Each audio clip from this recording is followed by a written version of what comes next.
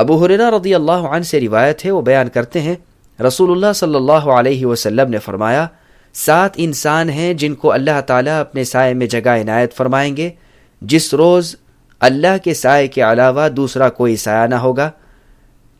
Number 1، ایسا خلیفہ جو عدل و انصاف کرنے والا ہے۔ نمبر 2، ایسا جوان شخص جو اللہ کی عبادت میں پروان چڑھتا ہے، یعنی جس کی پرورش اور نشو و نما ہی اللہ کی عبادت کرتے ہوئے ہوئی۔ نمبر 3، ایسا شخص جس کا دل مسجد کے ساتھ معلق ہے، جب بھی وہ مسجد سے نکلتا ہے تو مسجد کی جانب واپس آنے کی فکر میں رہتا ہے۔ نمبر 4، ایسے 2 شخص جو اللہ کی رضا یعنی خوشنودی کے لیے آپس میں محبت کرتے ہیں، اس محبت پر وہ اکٹھے رہتے ہیں اور اس پر ان میں جدائی ہوتی ہے۔ نمبر 5، ایسا شخص جو تنہائی میں اللہ کا ذکر کرتا ہے تو اس کی آنکھیں اشک بار ہو جاتی ہیں، یعنی وہ رو پڑتا ہے۔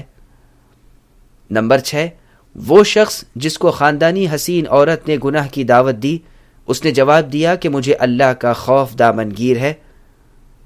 اور نمبر 7، ایسا شخص جس نے کوئی صدقہ کیا، اس کو اتنا پوشیدہ رکھا کہ اس کے بائیں ہاتھ کو معلوم نہیں کہ اس کے دائیں نے کیا خرچ کیا ہے۔ اس حدیث کو بخاری اور مسلم نے روایت کیا ہے۔ سبسکرائب کیجئے ہمارے چینل اور دبائیے بیل کا آئیکن تاکہ آپ کو ریگولر نوٹیفیکیشن اپڈیٹس مل سکے۔ واتقین اللہ